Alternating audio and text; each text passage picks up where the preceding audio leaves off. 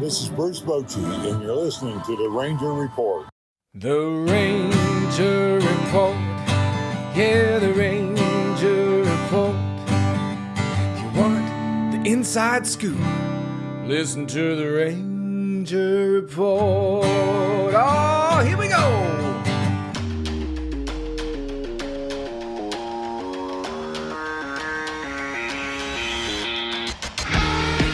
This is the Ranger Report podcast. News, insights, predictions, interviews, and information about the World Series champion Texas Rangers, from the major leagues to the minor leagues.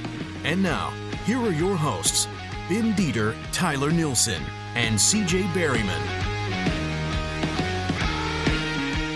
Hey everybody, welcome to the Ranger Report podcast on the Fans First Sports Network. Of course, brought to you as always by Waltons, waltons.com, everything but the meat, and presented by Dallas Sports Nation on the online studio, which our sponsorship for that ran out last week. So if you want to sponsor us for our studio, hey, help yourself, man. Give me a call, give me an email. We'll take care of that. But anyway, I am Ben Dieter. You can find me on the X at BDieter75.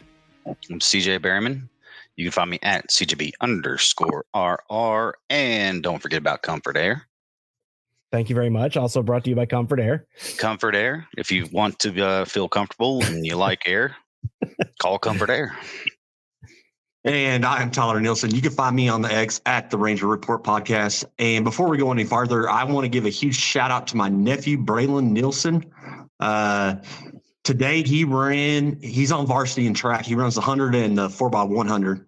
And today he won his official first place in the 100-yard dash, and he ran an 11.11. So that's a personal best for him. 11 in the 100-yard dash. That's so big shout out to my nephew, man. I'm proud of you, kid. Keep on hanging in there. Keep on working your butt off, and you're going to see good things come to you. Yes, sir. Good job, Braylon. Yeah, 11:11. That's about as much time as they would spend like coming out of the blocks, and then I fall down, and then that's the paramedics come and get me. About 11 seconds. Yeah. So yeah, I can't do that crap no more. And we also want to remind y'all, Tammy Kirkland, one of my comrades in arms in the Air Force, is still in need of as much help as we can possibly get.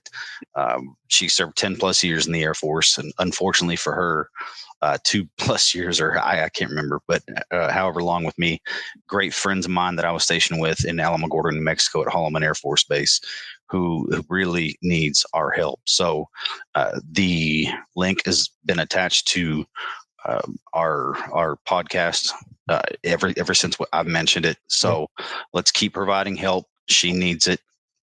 4 children, husband's trying to do all he can. Just please. She fought for your country. Time to fight back for her. All right. Thanks, guys. And of course, our fourth here. What a great introduction after that. But hey, we got Michael Tepid with us tonight. Michael, how you doing? Hey, guys. I'm doing great. Thanks for having me. Tepid participation. That's right. Yeah, I guess at the X, I am at Tepid P. So if you don't follow him, you should. X. If you're not following them, you're already losing. Yeah. All right, Tep. So the only thing we could think to start about, I think there's this rookie that everyone's talking about named Wyatt Langford. So Langford. On this Langford? Have you heard of him? Yeah, that's not ringing a bell, because a lot of times if there's a Rangers rookie, I've gotten a chance to see him play quite a bit, and he played a whopping 6 games in Frisco, where I normally get a good peek at people, and I was in attendance for 5 of them. So I have seen Wyatt Langford play baseball 5 times, and I can safely say he is completely awesome at it.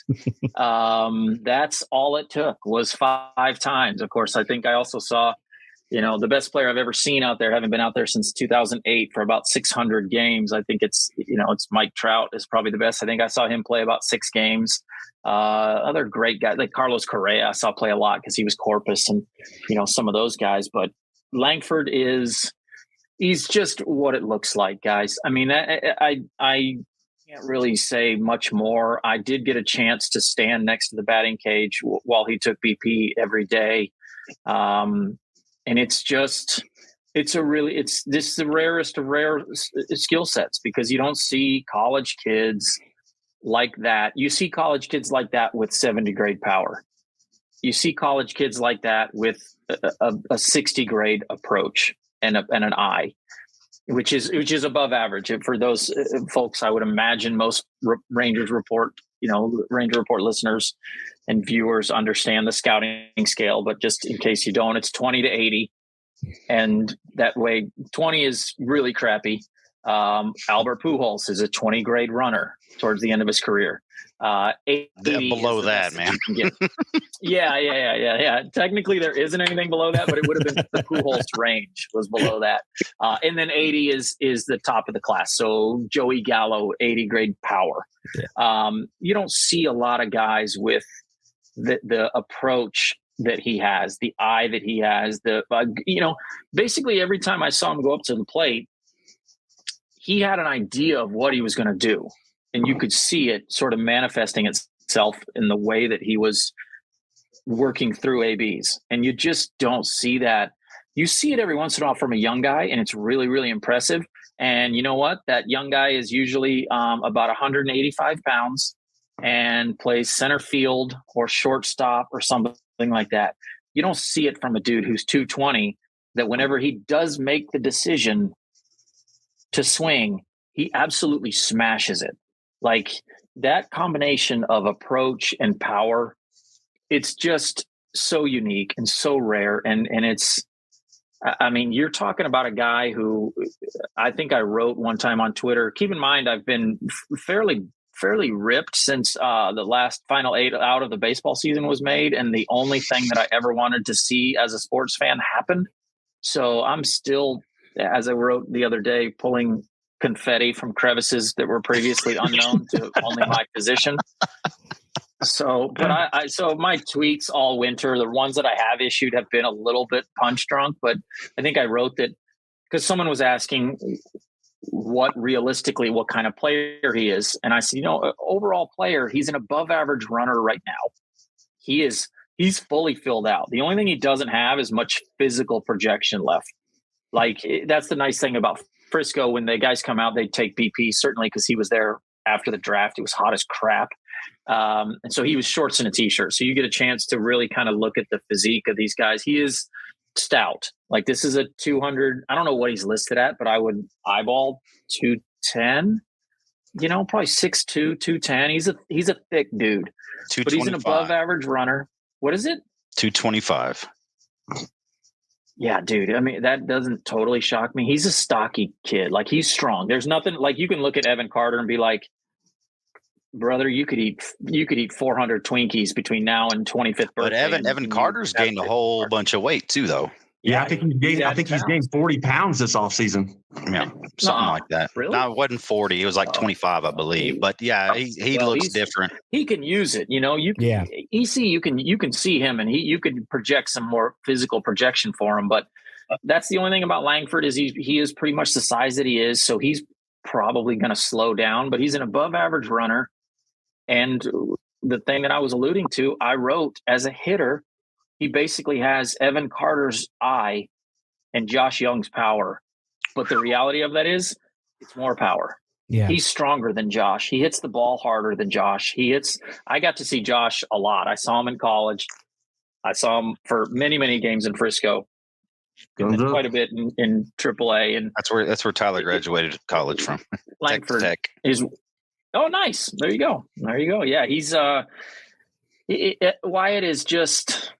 I don't know, man. It's really exciting. I mean, this is a guy that I would have going into the offseason. I was like, absolutely not. You don't put a kid who's played 44 games in the minors. You don't put him especially unless someone's unhealthy. But I mean, I couldn't imagine Bruce Bochy too. Like this is not a kid manager. I can't imagine Bochy looking at a healthy Tavares, Carter, and Garcia and not just saying, there's my guys. Those are my 3. And then you put Jank on the bench and he's your 4th outfielder. I just couldn't foresee that being a situation. But I got to tell you, I mean, the reports I'm getting from out there, I'm not ruling it out anymore. I'm just really not him starting the season and opening. But I do rule out him I think it's unlikely he's not used frequently if he's on the team. I think it's like, if you're going to be up, they're going to put him out there. And the kid, he's a really good left fielder. He played some center in, he started as a catcher or whatever, but he played center at Florida a little bit, but I've only seen him play left field. He looks good. Like he's a good, probably an above average defender in left field with an above average arm, with a considerably above average speed right now. Not really quick, but he's fast. And y'all know the difference between that. Yeah. There's a difference between, Delino DeShields wasn't fast or wasn't quick, but he was fast. He could go in a straight line fast. And, both of them. Both of the DeShields, all of the DeShields. There's like sisters that are in the WNBA, and all the DeShields family is fast. So it's just a really exciting time for Rangers fans, because you're not talking about a guy who's going to come up and is probably going to go back down and looks like a guy who could, you can plug him in here, you can plug him in there. He can maybe play some third. We've had so many prospects. The majority of prospects in all of baseball are like that. It's like, well, hey, if things break right for this guy, this is a guy you look at and you think, well, hell, if things break right for him, he's a superstar. Yeah. Like it's not, if things break right for him, he gets to play every day for 7 or 8 years in the big leagues. This is, sure. If things go right for him, if things break right for him and he continues to develop, he's a superstar, like a legit 3-hole left fielder power monster. So I don't know. What are you all having debate about? Yeah, we had an argument. Yeah, we had arguments about this on the last show, actually, talking about me and CJ think he's not going to start with the team, and Tyler thought he was. And I'm with you now. Like, I was all along thinking, oh, there's no chance. And then I keep hearing reports out of spring training, and I keep, seeing like Jeff Wilson and other people showing videos of batting practice, and I keep thinking, and he hits 2 home runs in a game. Or that was Carter that hit 2 home runs in a game, but he had a couple of homers, and you're thinking, Langford had 3 in 2 games. Yeah, 3 in 2 games. That's right. Yeah. It was Langford. Yeah, 3. And I was thinking, okay, well, now I won't be shocked if he makes the team, but I'm with you. I don't know where they're going to put him unless someone gets injured. What they're going to have to do is they're going to have to make a decision. And I'm one of the people who says, you got a 2-win center fielder who's cheap as crap. Let him play. I'm not, the people that got upset about Leote, it's like, look at the damn lineup. There's a bunch of monsters in there. Not everybody can be a damn monster.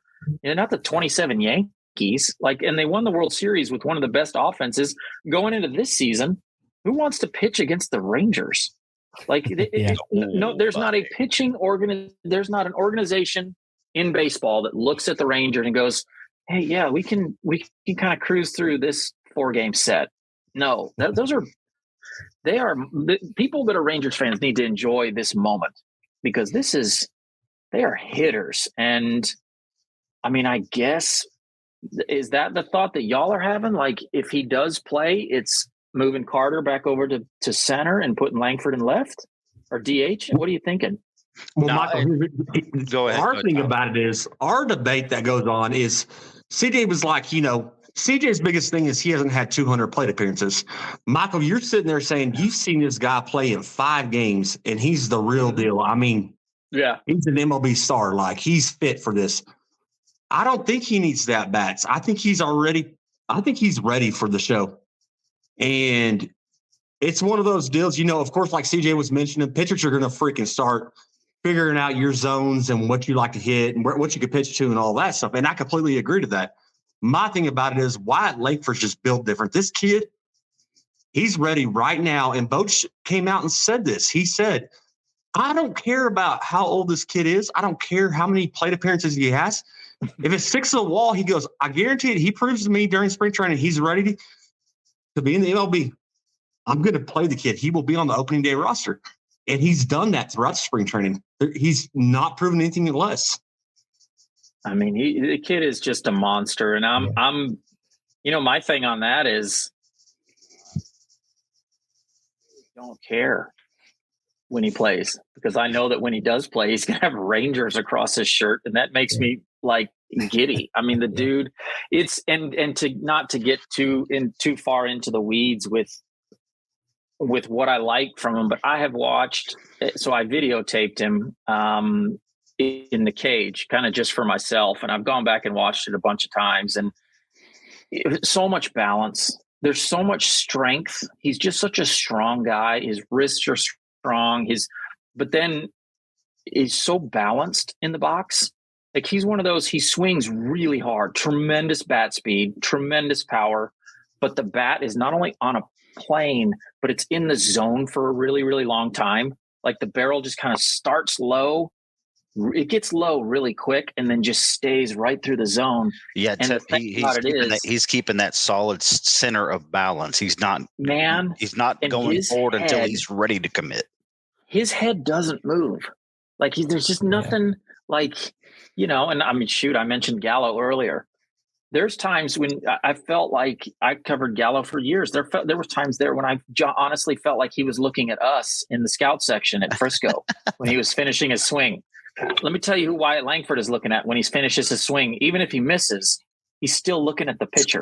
Yeah. Like, it is just, his head was just incredibly steady, and just the way that he gets, I mean, and that kind of body control, that's another thing you don't always see from a 22-year-old. And that partially comes with how developed he is. I don't know when he grew his thighs, but they are legit. Like, that's why I kind of call him Trunks Langford. Like, he's got 3 trunks down there, not like lighter-esque, but they're pretty close, I mean, so maybe, I don't know, when I think about it, maybe that's where some of the steadiness in his swing comes from, is just because he physically filled out earlier, maybe like as a teenager or something. I don't really know, but all I know is as a 22-year-old, he's stout in his swing and he repeats it, and he's just such a physical guy. So, I mean, I think that I understand the debate, but I also think that if everybody just takes a deep breath and takes a step back and says, I don't really care when he plays, because all I know is he's going to have that T on his hat, and he's got a chance to absolutely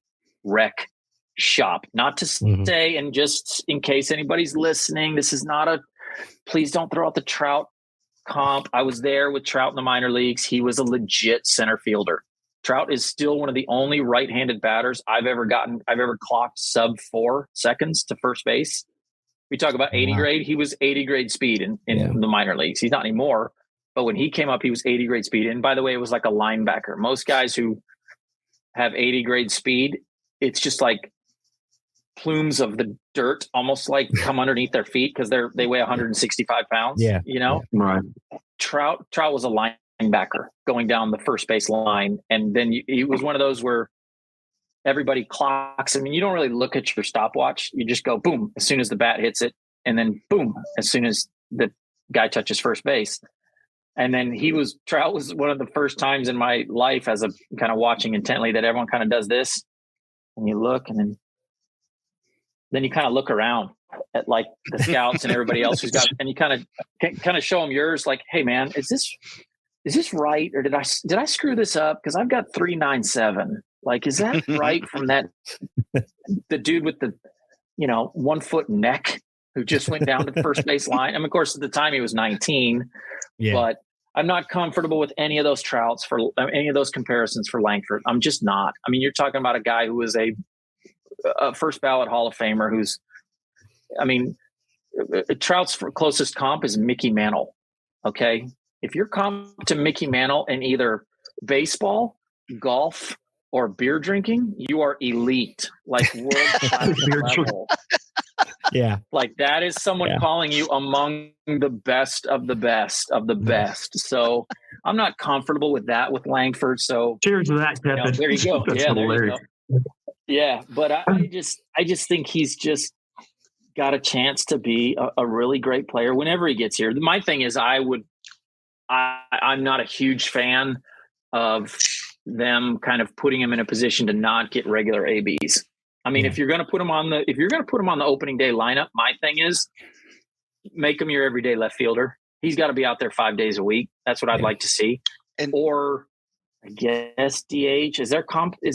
Are they talking about that at all publicly? I mean, yeah. Go ahead, CJ. My contention is right now, I mean, I covered Leote when he was in Frisco, up here in Amarillo playing against Sod Poodles. And I've seen the potential Leote, and both Tyler and I agreed Leote is going to be the breakout player this year. That was our prediction. Oh wow! If you had to pick one player to have a breakout year, we both agreed it was going to be Leote. So you got Carter in left. I mean, Carter, and looking at the numbers, he set a world playoff record for most doubles in the postseason.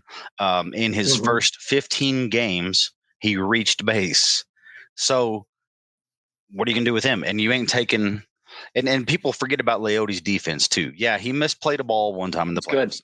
But that's fine. But he is A+ defense. And so we think that this is going to be the rise of Leote this year, which is only going to make that lineup scarier. Right. But my contention with Langford, again, under 200 at bats professionally. Yes, he can rake. I completely get it. And if this was 2 years ago, if it was 2 years ago, I'd be like, hell yeah, throw him out there. But right now I'm looking at it going, he'd only be DHing, which that's a waste. And that matters too. You know, that's a waste of his talent. That's a waste of his talent. And so he can be playing every day in the field, in the minors, and getting those ABs and playing the ball.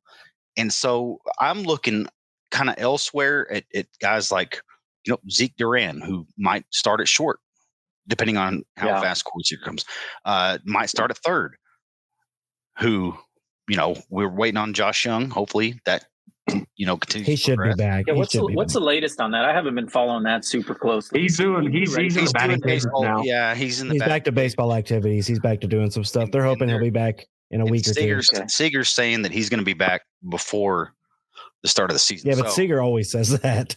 Yeah, but I mean, you look at it that way. I think the most valuable player right now on the Rangers, if you want to talk about from a versatility standpoint, is Ezekiel Duran, because he can also play left field bench. And he's such a spark plug too. Yeah. Like Zeke Duran is one of those guys. He's kind of like remember Hanser Alberto? Mm-hmm. Oh yeah. Still floating around AAA big leagues. Leote Garcia was another one. Obviously Kiner Falefa, who I think just got 2 years and $15 million. Zeke Duran is one of those guys that, because he can play on the left side of the infield, he can hit the ball over the fence, and he's a good clubhouse guy. Zeke Duran is one of those guys that, I'm not kidding, you'll look up and he'll be closing in on like 8 years in the big leagues. Maybe not all with the Rangers, but you're like, a guy like that has so much value on the roster. Too. Yeah. And so the way I look at him, the way I see his role being when everything is settled, is being that DH kind of super utility Michael Young type of player who will play, who can play all the infield positions. He'll DH, but then, you want to give Simeon an off day in the field, you can DH Simeon, you can put Duran there. You want to do the same with Seager. You want to do the same with Young. You want to do the same with Nate Lowe. You can do that. So, in left field, Carter needs a day off, put Zeke out there. Yeah. See, what I think they're going to also do, though, CJ, I think they're going to, instead of bringing in 3 catchers, because you mentioned Sam Huff. Sam Huff ain't going to be on. No, I made that prediction, and I'm. But what I'm saying, I think they're going to come into opening day with 2 catchers, but I think they're going to bring in an extra outfielder. And the reason I say this, of course, Duran's going to make the team. I've also heard rumors that Jankowski might not even be on the team. I mean, his contract, yes, they did re-sign him this year to a 1 year, I think it was a $1.2 or maybe $1.7 million deal. But they say his job's up in jeopardy right now with what Langford's doing. So I think they're going to bring in an extra outfielder. I think Langford will be, this is my personal opinion, I think Langford will be your DH to start off opening day. And I think Bochy will find spots for him to play. They're talking right now that Garcia, with the injuries he had after last year, he's still not fully recovered. They might put him in at DH. They might start him off the season at DH. I could see that. They could put Garcia in at DH, maybe shift Carter over to right, and then have Wyatt playing freaking left until Garcia is healthy. And then when Garcia comes back fully healthy, you go back to the same lineup, as you had last year, with your left fielder with Carter out there. But they're going to make sure they're not going to put Langford on the team if he's not going to get his at-bats. Yeah, that's a good correct. point. And that's the thing about AAA too. Go ahead, CJ. No, and that's a good point, Tyler. I mean, sure, Adolis He's still recovering, but he looks phenomenal when we watch stuff. Hey, Adolis Garcia rolls out of bed sculpted. I saw him. He's a grown-ass man, Michael. He's a grown-ass man. I saw man. him in AA, by the way, and completely whiffed on him like almost everyone else did, including the St. Louis Cardinals and including the Texas Rangers, who DFA'd him for Mike Foltynewicz.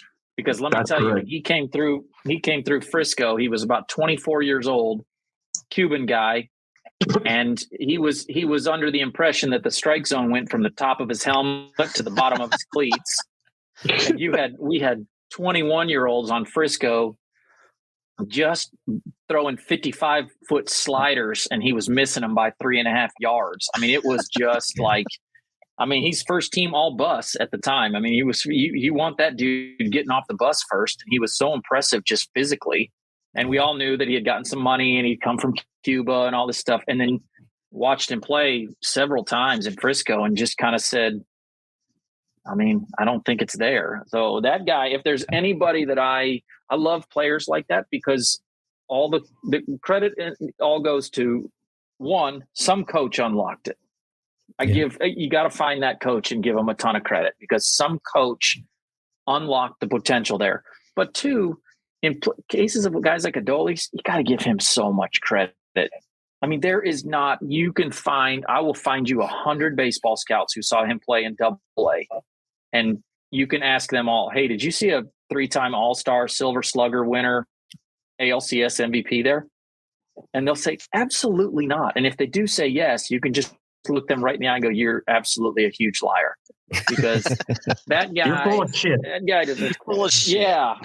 You are making that up, because I love that. So I let him play, he can play right field as long as he wants to. I don't know what they're going to do there, but I would say I would say the thing about AAA with regards to Langford, here's the interesting thing about AAA now, given the size of rosters and, quite frankly, the turnover among starting pitchers. But what I was going to say is, like, AAA guys are really good now. They're almost everyone you face in AAA has been to the show. Now, the margin for error is so small. Sometimes it's just a matter of consistency, the difference between a guy being in AAA and in the big leagues. But sometimes it's a matter of stuff, like of actual ability. But I will say that, last year, I think that the average pitchers, every team in Major League Baseball used an average of 12.3 starting pitchers throughout the season. I saw that same thing. So the chances of you going like someone like Wyatt Langford, if he starts in AAA, he's going to be facing just under big league talent. And the thing is, if he hits 342 through April in AAA, you have a different conversation. Find a spot, because you're trying to win a back-to-back World Series. So that's why if he ends up in left field starting with the Rangers, great, awesome. Let's have at it, kid. Hopefully you get a chance. Get a I do have to do a disclaimer here, Tep. You can get your mail there. Yeah. Ever since our last episode, or last 2 episodes, where I'm saying, no, he's not making the wrong. He's not. I've been called. He's killing it. I've been getting roasted on the X. You're a Wyatt Langford hater. Well deserved, CJ. Well deserved. Well deserved. Yeah. I am not a Wyatt. Tyler is like, no, man.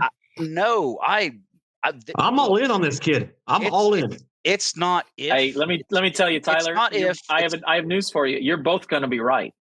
It's not if. It's some when. value in him getting some more AAA ABs, and I think long term, Tyler, order the jersey, man. I don't know what number I'm going to the kid, but like I said, he needs to get a change of address for him so he can start getting his mail at left field, Globe Life Field.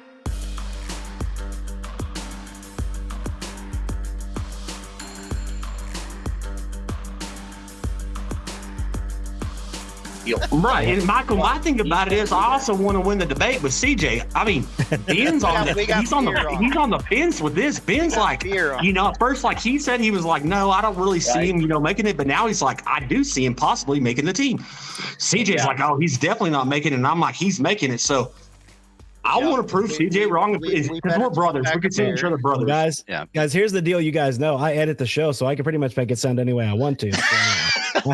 Well, just cut CJ off and we're good. That's awesome. Well, either way, I can tell you the good news is no matter which side of the debate you fall on, he ain't playing for the A's. Yeah, there you go. Texas. And here's for the Astros. For the Astros. Yep. And this is something that me and Tyler both agreed on last week when we had Derek Mendoza. Strength and conditioning coach was the strength and conditioning coach for 8+ years with the Seattle Mariners. We grew up with him in Herdford, Texas, and played with and against the guy, and he was a monster. But anyway, we both agreed. Who else is from Herdford? There was a big leaguer from Herdford. Cody Hodges. Parker Bridwell. Bridwell is the one I was thinking of because he was a tech guy. That's Tyler's cousin. Yeah. That's my first cousin, Michael. Is it really Parker? Yep, dude. Yes, sir. I figured out on the show that pretty much anyone from Hereford is related to Tyler. So yeah, we had him actually on the podcast. He's retired now, but we had him on maybe about a month and a half ago, Ben? Something like that, yeah. Yeah, I got CG a signed autographed hat from him. This is the only thing AL West I'm ever allowing in my house. Okay, it's a signed. Right. Well, there you go. Bridwell. Hey, well, for what it's worth, the Angels, just as an organization, as a farm system, as a big league club, just so impressive. Like that might genuinely. Oh be, yeah. That might be the worst run organization in all of baseball. Like Anthony Rendon is an idol of. Yeah, you gotta love that Anthony Rendon kid. Or he's whatever. So passionate about the game. He's so passionate. It's infectious. His passion for the game. You gotta love Anthony Rendon like Anthony Rendon loves Anthony Rendon. So yeah, I still can't believe. And I'm telling you right now, you know what? If I'm going to make a crazy prediction for 2023, 2024, whatever year it is, like you all say, it's going to be Leote. Here's my crazy prediction. I think, and it may not be that crazy, even though he's got whatever $300 million left. I'm not ruling out a trade of Trout. Like I've been calling that. I hope they do for him. I mean, that's one guy. Yeah, he plays for the Angels, and I hate the Angels, but that's one guy I've always respected. And I mean, they have put him in baseball purgatory there. Is he healthy again? Like, is he playing regularly this spring and stuff? Is he good? I don't know. I'm focusing on the Rangers, Tep. I don't focus. Yeah, I don't know, but I know he's playing. That's all I know. The thing about that, Michael, the thing about that too, you got to look at. I mean, this sounds crazy. This shows you how young and good the Rangers are coming off the World Series. Mm-hmm. And this is a guy that's one of the greatest to ever do it, Mike Trout. He's kind of blocked in Texas. Where are you going to play? Where are you going to play him at? Yeah. If you want to give these kids an opportunity, where are you going to put Trout at? Well, and also I wasn't saying that I think he's going to be traded here because I just looked it up. Are you ready for this number that some rich owner, because remember, all it takes is one. All it takes is one. Steve Cohen with the Mets. Yeah. You got 59 still owed. A parent. How much? 59. 259 million. 259 million. 259. Yep. The Dodgers are 6-7. They'll throw that out there, and they're apparently in on Jordan. I know. So. Yeah, they'll pay him $1 a year until the contract. 7 years, 259 left. So 7 years, 259 million left. So whoever trades for him, you know what? And it may just be a salary. It may be one of those where somebody trades for him and doesn't even give back much in return, but they say, we'll take the whole deal. It would be the opposite of something like a Josh Hamilton trade where deal. No, like more recently was we'll look at Scherzer's deal. Yeah. The Mets ate up the whole contract. They ate up the whole damn thing. Because they wanted Acuna. Yeah. So before it was Acuna, there was a much lesser player going from the Rangers because the Rangers were going to eat $20 million. They were going to owe him $20 million. Yeah. And then the Mets came back and said, hey, we really want Acuna. And the Rangers said, well, you can have, that's a higher grade prospect. So you got to pay more of Scherzer. And I think they're paying 34 of the 43 million this year. Believe it or not, we've had Luis Angel Acuna on the podcast as well. Did you really? Yeah, we had Carlos Cardoza. Carlos Cardoza translated for us. So I was going to say, how did that go? Yeah, that's when he was in Down East. Cardozo translated. I tried to get him to sing Pasan La Tierra with me, but they were like, "Nah." He wasn't biting. Yeah, I've had a couple of conversations with Luis Angel, and he's just an absolutely delightful kid too. I wish him well. I never, now that he's not there, I can say, I was always kind of low man on him, even to the Rangers org. Like my pals within the org were always like, they would give me crap because I was never comfortable saying that's an everyday player. Yeah. And they were all like, come on, especially as he continued to hit really well. They're like, yeah, you wouldn't want to say that to Carlos because Carlos would have ate your ass up. Well, I wouldn't want to say a lot to Carlos because he's small but feisty, and I see him almost daily when I'm in Frisco. So I love Carlos. You talk about a guy with a bright future. Yeah. That's an up and coming prospect in the managerial ranks. But I loved Luis Angel. I still love him, but I see a really top grade utility player for a good first division team, like a playoff contender. If it's a second division team, like could he be the starting shortstop for the Mets if they're bad? Probably. Or the starting, probably not shortstop because they have that Lindor fella, but maybe second base. Yes, I think so. But I was never super high on him, just as a player, but as a person. That's cool that y'all had him on the pod. He speaks. I mean, he's another one of those whose English is good enough when you're just talking. Like when I would see him around the cage or something, I think that he also just didn't. He was probably just not publicly comfortable. Kind of the Yu Darvish thing. Yeah, it kind of reminds you of conversation. Yeah, it kind of reminds you of Garcia. It's funny because Garcia, he'll get interviewed after a game, get the ice bucket dumped on him, and he's talking to Emily, and he just starts speaking complete fine English with his translator sitting there. And I'm like, English better than what you think you do, El Bombi. Mm-hmm. But then all of a sudden he starts going from English, straight English to complete Spanish. And I'm like, yeah. Yep.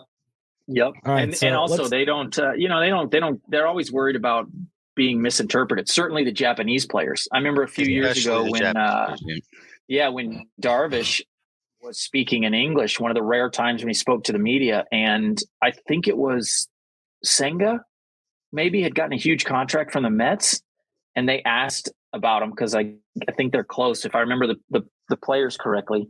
And Darvish said, deadpan, because Darvish is a smart ass, he said, complete overpay for that guy. Not worth a single penny. Well, he meant it sarcastically. Right. Half of the New York media took this as Darvish or whatever the media was. I can't remember the exact scenario, but it was one of those where I remember reading that story. Yeah. And immediately you think to yourself, never going to speak English again. He's going to use a translator who will be able to in tune his tone and convey all that stuff. He was being completely sarcastic, which he learned 100%. They're buddies. From being here. Learned from being here, completely sarcastic, but because he didn't know how to express it in the American way, it was taken by and that's actually hilarious. Darvish had a cult following. Yeah. Oh, and he was funny. Gosh. And he was funny. And I mean they just ate it up and they go negative on him. And it's just like I remember one time being on the backfields in spring training, and there was a bunch of the Japanese media had all left, and then there was a pack of about 7 or 8 Japanese young gals, like teens, early 20s. And they were basically just there hoping to catch a glimpse of Darvish. And it was the backfields in the late afternoon. Like there's just minor league games going on. Like there's like scouts, me, nerds. Like there's nobody there. Literally there's like 25 people there. And then those gals, because I think they were waiting for a ride. They didn't have a ride to pick them up. And Darvish came out to run sprints on the field by himself, just him and his trainer, because he knew all the Japanese media was gone. And so those 5 young girls got a treat to just see him all by themselves. And I remember just sitting thinking that was the coolest thing. And he came right over when he was done, talked to them for a couple of minutes, signed their shirt, signed everything. And I was thinking, had they not had cameras, none of their friends would believe this. When they go back home, they're like, yeah, we were the only ones there. Like, what do you mean you were the only ones there? Like, No, really, because he's signing their foreheads with a Sharpie. I mean, hey, my mind went completely into the gutter when you said Tepid. It was the coolest thing I ever seen, because I could see, like, if these girls are not teenagers but they're overage, I could see panties dropping and freaking he's signing panties and all this stuff, and Tepid's just sitting back from the show saying, "This is the coolest thing I've ever seen." Coolest thing. You probably had a pair of panties on your head and everything. Yeah, it was a big deal, So, no, it was great. It was just really cool. And those are the kind of things that Ben Dieter is going to report on from live. That's correct. Surprise. That is correct. All right, one more thing before we let you go. I wanted to hit one more thing, and that was fifth starter. It's probably going to be Cody Bradford. You saw him; he had a who's the fourth year. starter? Give me the rotation. Okay, I think Evaldi. Evaldi, Gray, Dunning. Gray. I think it's. I think it's going to be Evaldi, Dunning, Gray, Heaney, and Cody Bradford. And Bradford. Okay. So okay, fine. You got to see That's Bradford. Not good. Yeah, I know. But you also apparently you got to be paying attention to Jose Urena. So he pitched pretty good today. Did you see it? That's another. It still doesn't make me any happier. But I mean, and I thought a dark horse would be Zach Kent. He got sent down, and he got sent down today. And yeah, but I don't think that's. I don't think that's. Yeah, we love him here. Ben, tell him about our friend. Okay, so we had Zach Kent on game day one time. Like he was pitching. First time. And he's he like, came on with us. And he's like, I'll come on. We're like, no. He said, no, I'll do it. Rare. Anyway, he came on and he had like 12 strikeouts that game. And he called me and he said, hey, can I come on the next show on my next start? We had him on 4 shows in a row. 4 weeks in a row. 4 starts in a row. Because he was talking to us a pre-recording that, I'm not superstitious, so it doesn't bother me to come on today. And after he did so well, he called and said, yeah, can I come on next week too? So I'd like to do that again. It was hilarious. No, he's a really interesting guy just because he's got 3 really interesting pitches, because he throws a 2-seamer with some run, and his 4-seamer sort of naturally cuts, and then he has a really good slider. Yeah. So I think he's probably a bullpen guy. But I mean, look, if Cody Bradford is your number 5 starter, great. I'm partial to him because he's a Texan who wears a Nakona. So I mean, it's cool. And you guys know how Cody Bradford's right. Like how he gets outs because he throws 90. Yeah, you've seen the extension number, right? Yeah, it's extension. So we had Cole Reagans on. And this is just recently. I hear good things about him. Yeah, Tyler, that was his cherry popper on the podcast. It sure was. That was Tyler's first interview when Cole was in AAA 2 years ago, and we got him on, and it was me and Tyler and Cole, and it was a fantastic interview, very good. And that's been Tyler's guy. Tyler now has a sweater that just says Reagan's on it, and it's got the Royals thing on it. And he's like, I miss you, Cole. Come back, dude. I mean, listen, we had him on conversation. It's like, we had him on again. I mean, he's with this off season. We had him on again, and he was talking about Cody Bradford, and he said, dude, his extension is so crazy, and his fastball is like an invisible. Mm-hmm. Yeah, because it's so close to the plate. Yeah. Bradford, you don't see it, and his extension is in the 99th percentile in MLB. Wow. So everyone's like, how is this guy getting swings and misses with this 90? Well, and it looks like he's throwing 99 when you watch it. Because Cole also because it's so close. He's handing it to the catcher. Like handing it to the catcher. Handing it to That's what Cole was saying. He said his release point, and I think he gave us the exact amount, CJ. I don't recall the number or anything, but he said by the time the ball comes out of his hand, he said the ball's on the plate within. It was like Cole. Oh yeah, Cole Reagans gave us the exact number. I can't. Well, the exact number, and I can't remember that number. And I was like, that's incredible because he said he of a guy that's throwing 99. Yep, that's exactly right. He's the old-fashioned, prototypical crafty lefty. Yeah. A dude who throws 90 miles an hour, uses smoke and mirrors and a release point that's, damn near in the batter's box. He'll change speeds on you. He'll change eye levels. He'll throw the slider down, the changeup away. That changeup against righties, because he's got a little bit of natural cut to his fastball. So that fastball's coming in and it's kind of cutting a little bit to righties, cutting, and then here comes the changeup. Yep. Oh man, so I guess it's Bradford. You great, okay. I mean, it's all just kind of baling wire and duct tape until DeGrom and until the cavalry shows up. Right? Yeah, I mean, that's all you can do right now, Michael, is just weather the storm, like we talked about on previous podcasts. You just got to get through this. It's a long season; it's a 162 game season, but just weather it and. Yeah, and you're gonna. And you guys think last season we didn't have a good rotation at the start of the season either, and didn't have a good rotation at the end of the season, Ben. Well, that's true. The World Series with 2.5 starters had the shittiest bullpen in the world. Oh man, that's what got me. 2 average relievers turned into Mariano Rivera and Trevor Hoffman for 2 weeks. Yeah. And it was just like, and the only thing that was legit about the 2023 Rangers, or I should say the most legitimate thing about the Rangers, they can smash baseballs. Yes. That is that offense. And by the way, this year, that's why I'm like, okay, give me 5 starters. Still going to win 7-4. Yeah. Like, I don't care. Okay. So we're going to win 9-6. Okay. Yeah. Is Corey Seager, Josh Young, Nate Lowe, Marcus Semien, are they still all on the team? I mean, it's like, is Adolis Garcia still getting the 4-hole and eating small children, like on his way up to the plate? Like, But other than that, like when we look back on that 2023, my thought on the 2023 World Series team is the further away we get from it, the more we're going to realize, not lucky, but just how much shit broke our way. Yeah. Like, I'm not kidding. There was no one at any point during the season said, I look at this rotation and think championship. That bullpen was even entering the playoffs. We were like, we would be going into the playoffs. We're happy to be in the playoffs. If the Rays beat us, they beat us. We were just happy to be in the playoffs because it was a year earlier.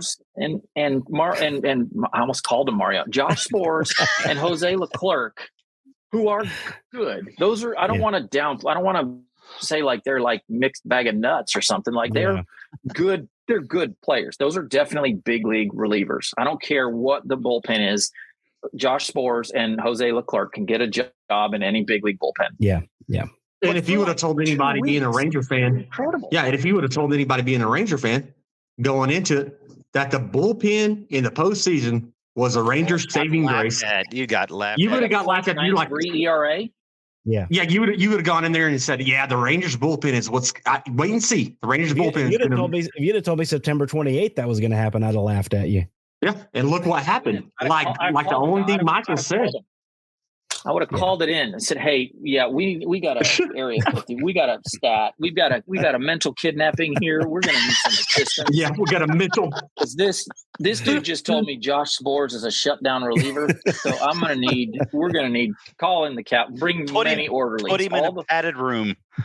All the orderlies you have, and tie him down, and don't let him keep talking gibberish like Jose Leclerc is Mariano Rivera. Like, no, it's going to be the saving grace. And I mentioned that on a previous podcast. I said this. I said the Rangers bullpen was a saving grace for the World Series championship, and sure enough, I was like, "That's unbelievable."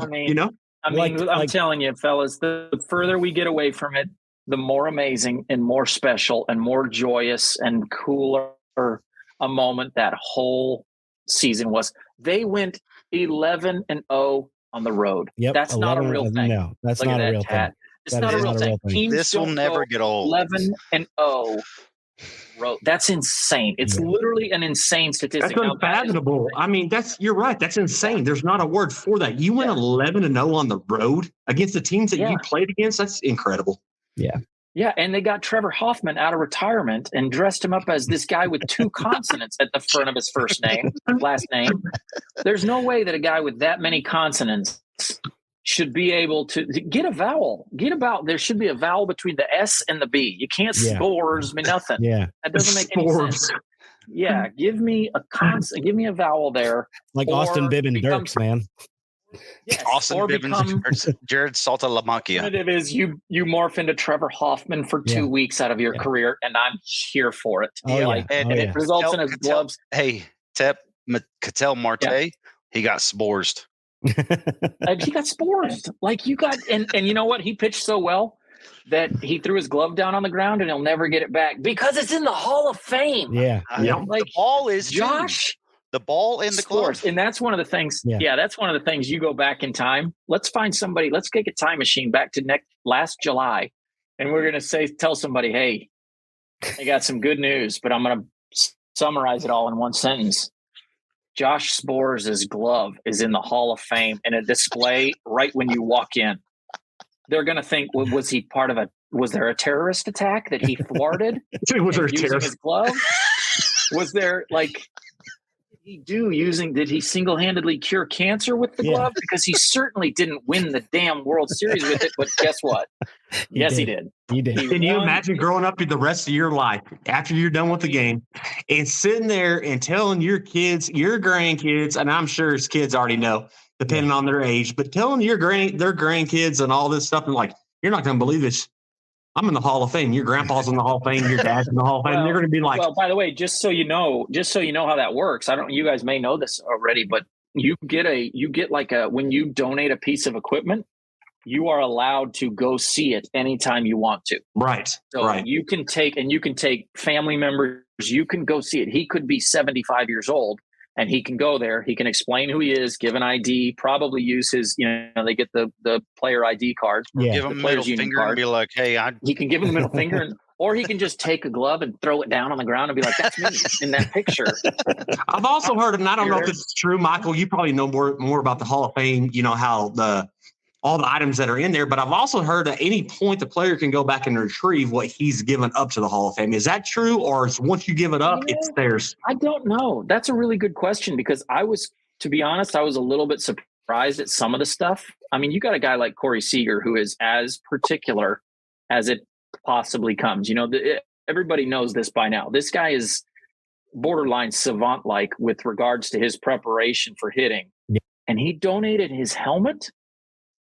I mean, that surprised me, because I was like, that helmet that is so fitted to his head and that he hit the biggest home run of his career.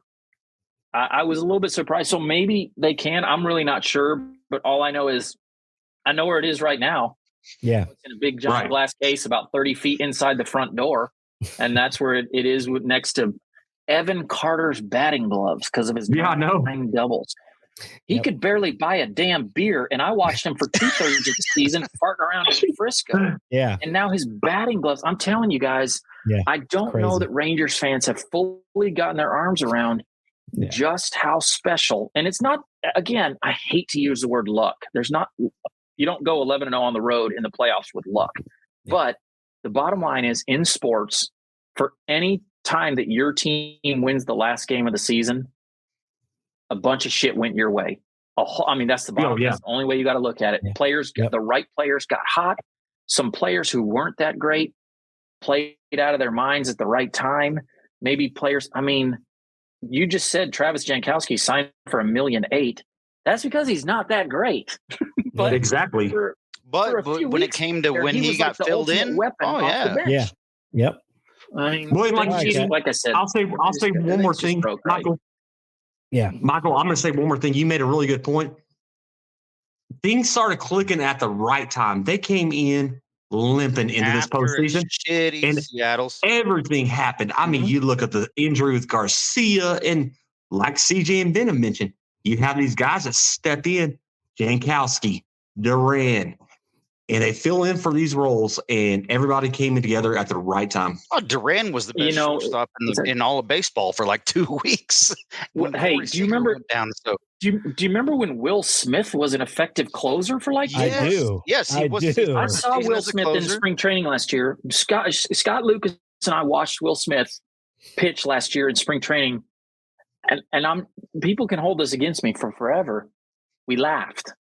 We were like, this dude's throwing 91. He does not belong out here at all. If he does get in the big league roster, it's because he has a wicked slider, absolutely wicked breaking ball. And we figured, well, maybe he'll be a middle reliever. You always need a lefty who can get a lefty. That's what all of us were thinking, Tim. With a wicked slider. And then for like 2 months, he was Trevor Hoffman.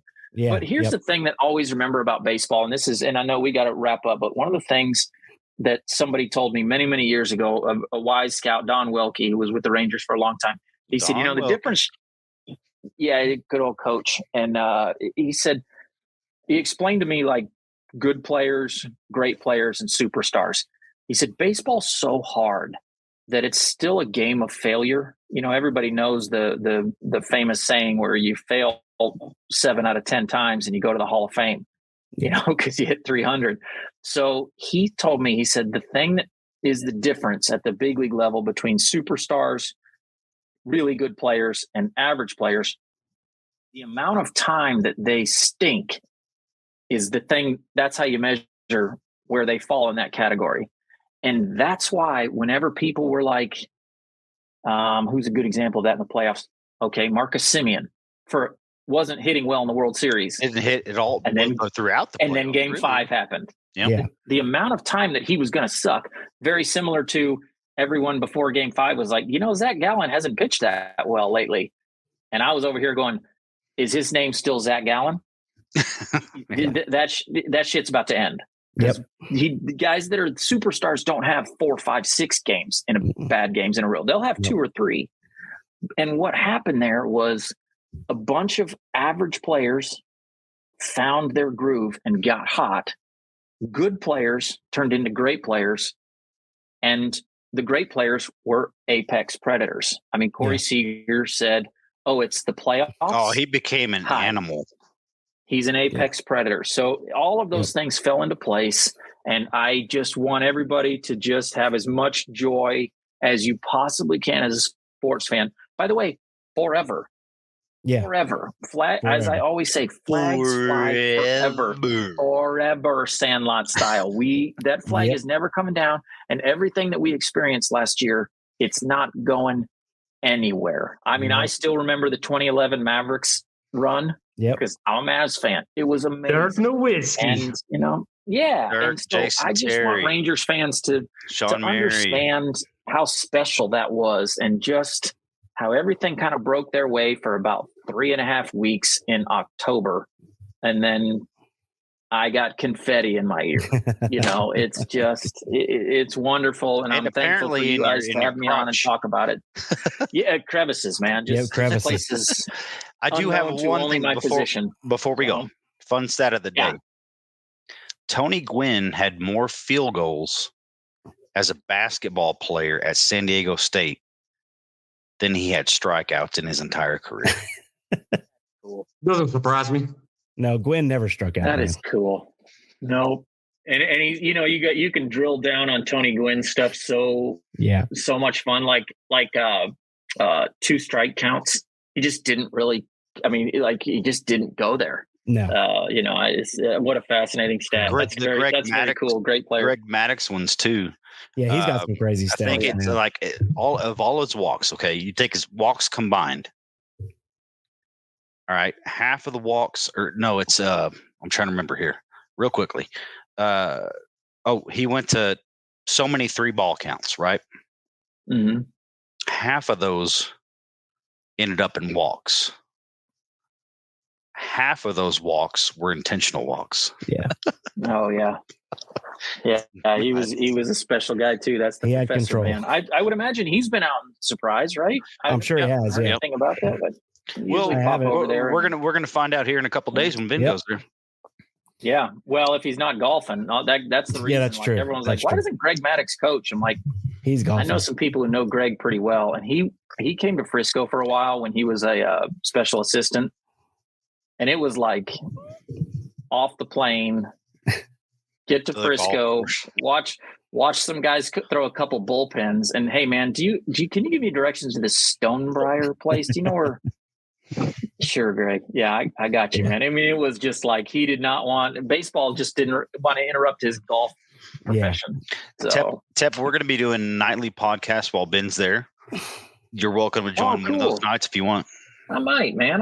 Yeah, and I'm going to shoot Ben a bunch of information. If there's anybody out there who's going out for your first time, always reach out to me on Twitter. Like I said, I'm at Tepid P, and I will. I've got your number now, so yeah, cool. They can now bug your ass.